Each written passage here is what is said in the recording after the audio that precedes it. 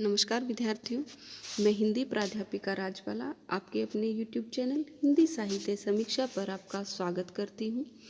आज का हमारा विषय है मैथिली शरण गुप्त कृत भारत भारती, जो कि एक मुक्त काव्य है और जिसका प्रकाशन 1912 ईस्वी में हुआ। यह इस कविता से संबंधित हमारा द्वितीय व्याख्यान है।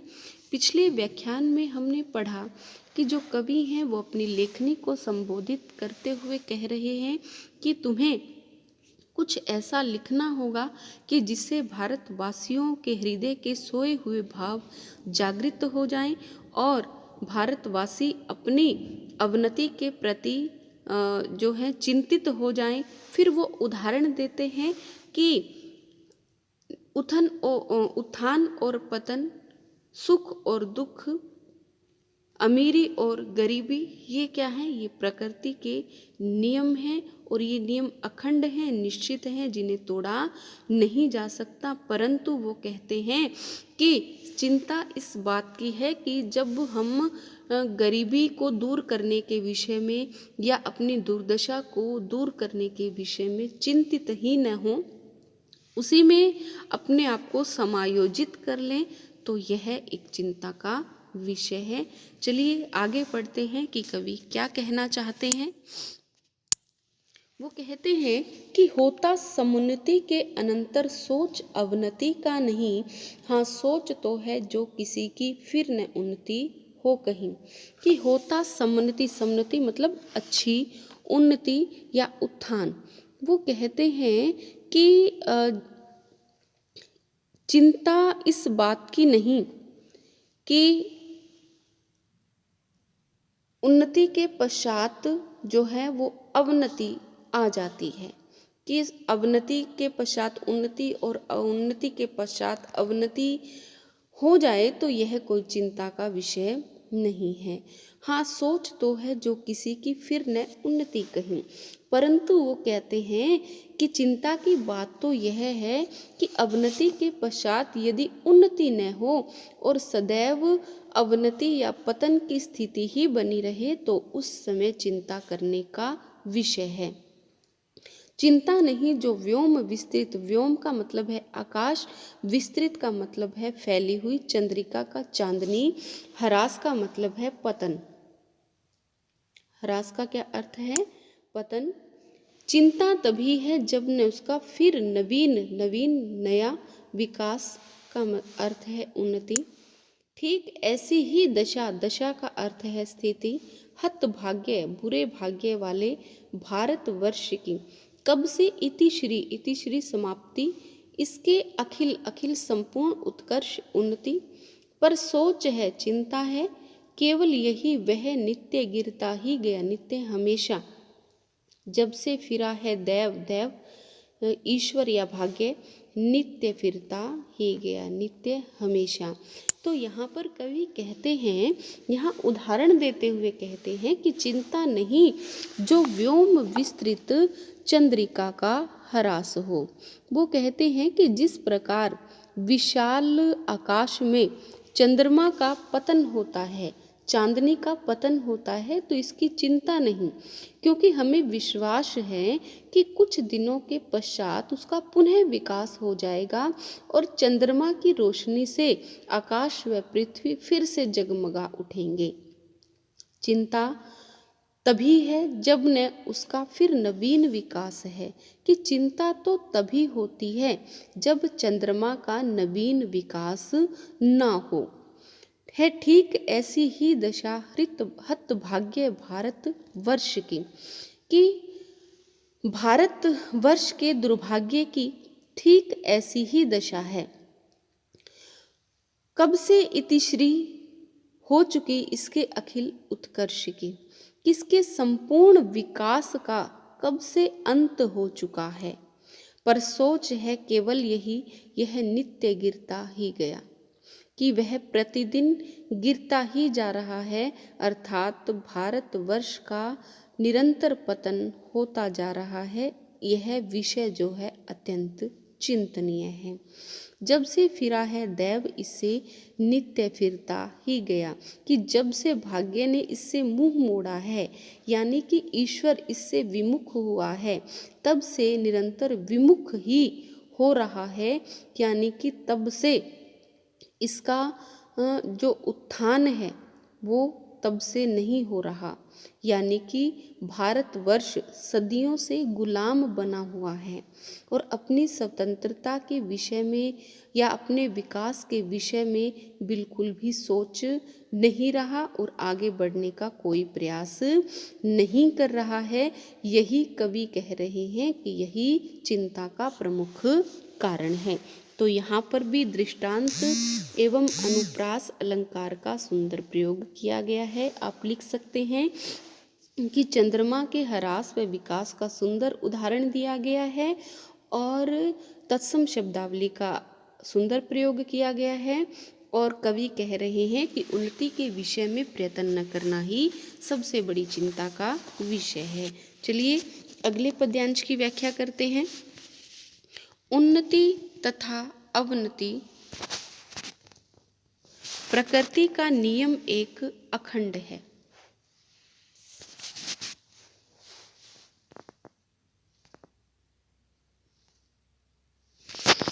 यह नियम है उद्यान में पककर गिरे पत्ते, जहाँ प्रकटित हुए पीछे उन्हीं के लहलहे पल्लव वहाँ।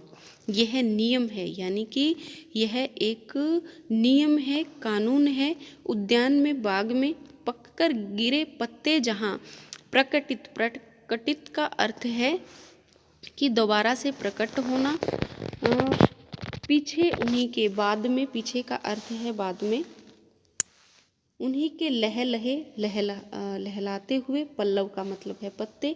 पर हाय, हाय यहाँ पर कवि जो हैं वो दुर्दशा पर जो है वो सिर पटक रहे हैं।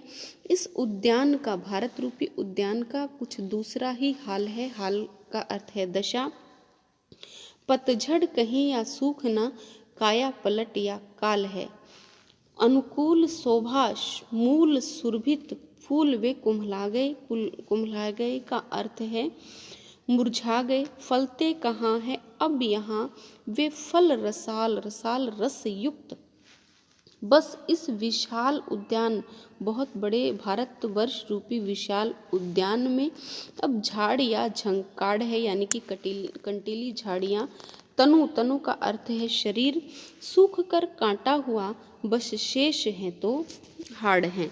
यहाँ पर कवि क्या कह रहे हैं कि प्रकृति का नियम है कि पुराने पत्ते झड़ने के पश्चात उनके स्थान पर नए पत्ते उग आते हैं, किंतु भारतवर्ष की अवनति के पश्चात उन्नति का कोई अंकुर फूटता हुआ दिखाई नहीं दे रहा। इसीलिए कवि को भारत के भविष्य के प्रति चिंता हो रही है। वो क्या कहते हैं कि यह नियम है उद्यान में पककर गिरे पत्ते, जहाँ प्रकटित हुए उन्हीं के लहे पल्लव वहाँ। यहाँ कवि कह रहे हैं कि यह प्रकृति का नियम है कि बगीचे में जहाँ पुराने पत्ते झड़कर के गिर जाते हैं, उनके स्थान पर नए नए और कोमल पत्ते लहलहाने लगते हैं, लहराने लगते हैं, अर्थात पुराने पत्तों का स्थान नए पत्ते ले लेते हैं। पर हाय, इस उद्यान का कुछ दूसरा ही हाल है। परंतु वो कह रहे हैं कि यहाँ कवि अत्यंत दुख व्यक्त करते हुए कह रहे हैं, परंतु इस भारतवर्ष रूपी उद्यान की दशा इससे भिन्न है। इसका दूसरा हाल है, पतझड़ कहीं या सूख ना, काया पलट या काल है, कि इसकी वर्तमान दशा को पतझड़ कहें या फिर इसका सूख जाना अथवा काया पलट जाना कहें, या फिर कहें कि इसकी मृत्यु हो गई है। पतझड़ का अर्थ है कि पतझड़ का अर्थ तो ये है कि पतझड़ में क्या होता है कि हमें विश्वास होता है कि पतझड़ के मौसम के पश्चात वसंत ऋतु आएगी, और जब वसंत ऋतु आएगी तो यह जो उद्यान है वो हरा भरा हो जाएगा। सूखना का अर्थ है कि जब कोई वृक्ष पूरी तरह से सूख जाता है तो उस पर किसी प्रकार की किसी ऋतु का कोई प्रभाव नहीं पड़ता। काया पलट की इस काया पलटना का अर्थ है कि दशा बदल जाना। काल का अर्थ है मृत्यु। यहाँ पर कवि कह रहे हैं कि भारतवर्ष रूपी उद्यान के लिए हम पतझड़ शब्द का प्रयोग करें या सूखना शब्द का प्रयोग करें, यानी कि नहीं लगता कि इसकी कभी काया बदलेगी, क्योंकि जो हाल है उसे देखकर तो ऐसा लग रहा है कि इसकी मृत्यु ही हो चुकी है, यानी कि इसका पूरी तरह से पतन हो चुका है। फिर वो क्या कहते हैं, अनुकूल शोभा मूल सुरभित फूल वे कुम्हला गए, क्योंकि वो कहते हैं इस उद्यान का मूल आधार सुंदरता के सुगंधित फूल मुरझा गए हैं। यानी कि यहाँ पर कवि कह रहे हैं कि जो हमारे योद्धा थे, जो महान विचारक थे, वे अब नहीं रहे हैं। तो इसीलिए वो कह रहे हैं कि यहाँ पर इस भारत रूपी उद्यान का जो मूल आधार था, सुंदरता के सुगंधित फूल थे। सुंदरता के सुगंधित फूल किसको कहा है, जो हमारे माननीय या अच्छे विचारक थे, वो क्या हो गए हैं, कुम्हला गए हैं, मुरझा गए हैं। फलते कहाँ हैं अब यहाँ वे फल रसाल नए नए, कि अब यहाँ नए नए विचारों व भावों रूपी आनंददायक फल उत्पन्न नहीं होते। यानी कि अब ऐसे लोगों ने जन्म लेना छोड़ दिया है जिनके मन में भारतवर्ष के प्रति एक लगाव था, एक प्रेम था। बस इस विशाल उद्यान में अब झाड़ या झंखाड़ है। कवि कह रहे हैं कि इस भारतवर्ष रूपी उद्यान में केवल झाड़ और झंखाड़ ही पनप रहे हैं, अर्थात अंधविश्वास व आपसी भेदभाव की भावना रूपी व्यर्थ झाड़ियां ही उग रही हैं। यानी कि अच्छे भावों वाले व्यक्ति यहाँ उत्पन्न नहीं हो रहे, बल्कि स्वार्थ लोभ से ग्रसित व्यक्तियों ने जन्म ले लिया है। तनु सूखकर कांटा हुआ बस शेष है तो हाड़ है, और अब भारत वर्ष रूपी उद्यान का शरीर पूरी तरह से सूख चुका है और कांटे की भांति हो गया है। बस हाड़ है, शेष है तो हाड़ है। केवल भारत वर्ष का एक ढांचा ही शेष रह गया है, इसमें किसी प्रकार का सौंदर्य नहीं रहा है। कहने का अर्थ है कि भारत की दशा अत्यंत शोचनीय हो गई है। तो यहाँ पर कवि जो है वो गुलाम भारतवर्ष की दयनीय दशा का यथार्थ चित्रण कर रहे हैं। सूख कर कांटा होना मुहावरे का प्रयोग किया गया है।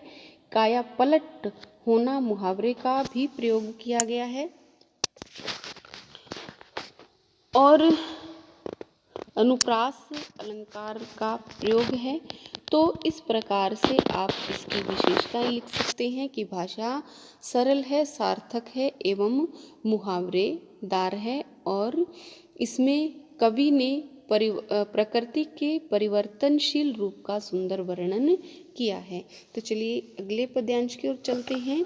दृढ़ दुख दावानल इसे सब ओर घेर जला रहा। दृढ़ का अर्थ है दुख।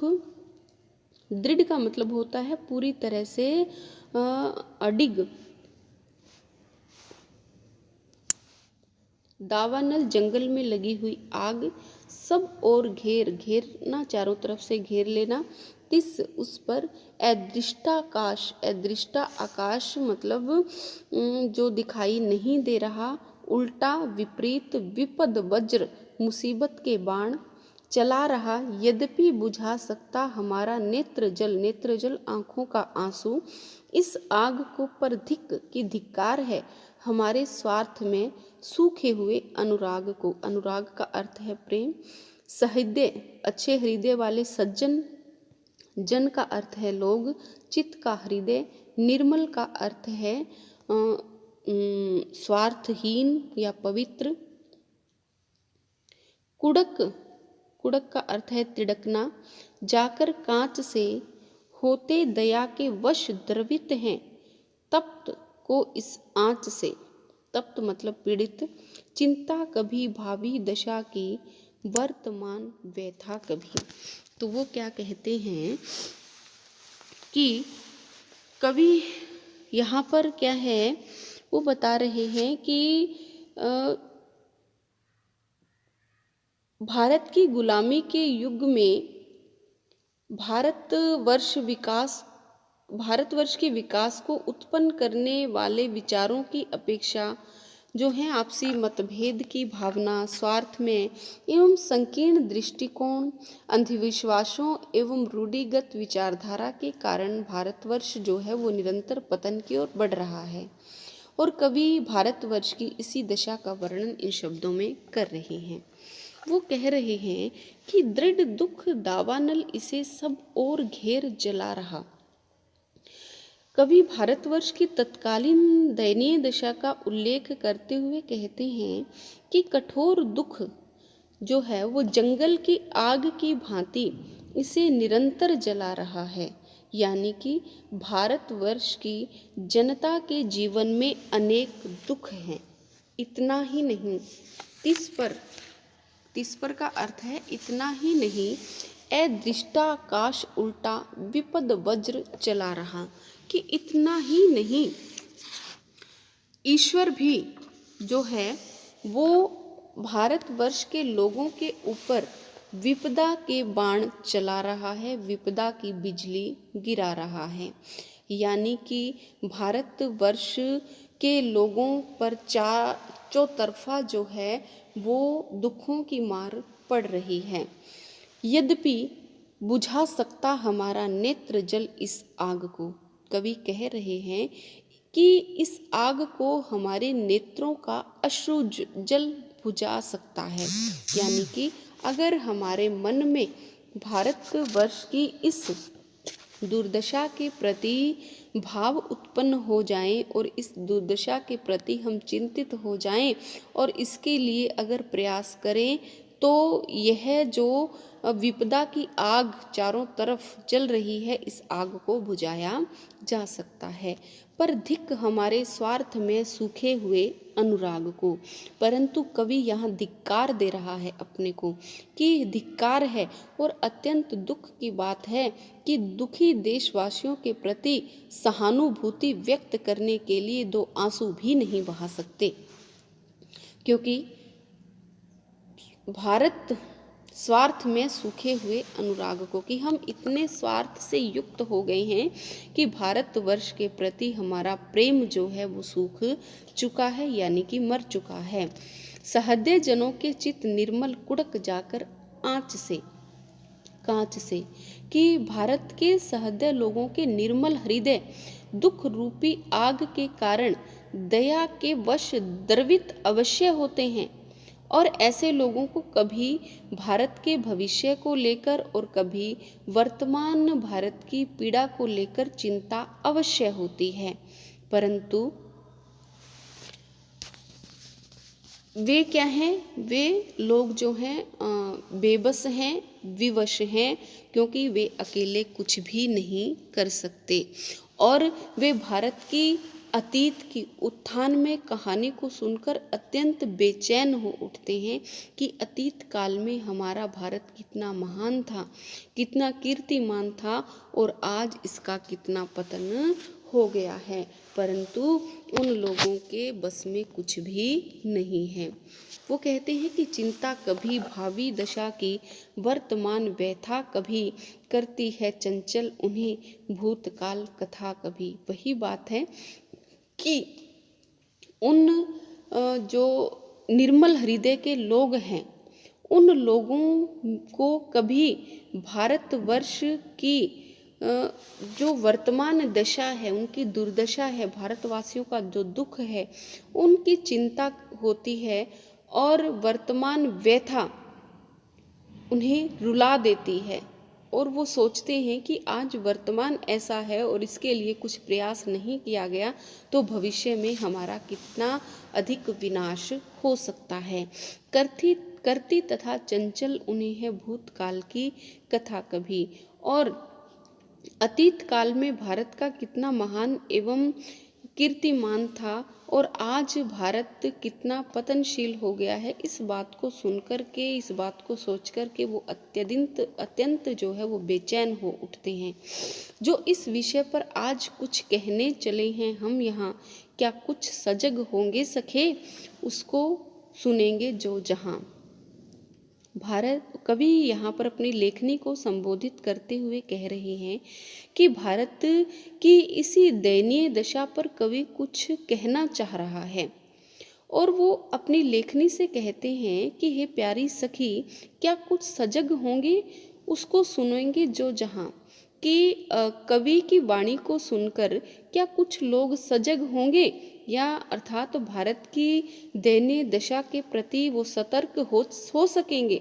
फिर वो कहते हैं कि कवि के कठिनतर कर्म की करते नहीं हम धृष्टता, कि कवि का जो कठिन से कठिन कर्म है उससे कवि विमुख नहीं होता, अर्थात वो क्या करते हैं कि कवि कर्म को वो निष्ठापूर्वक निभाना चाहते हैं।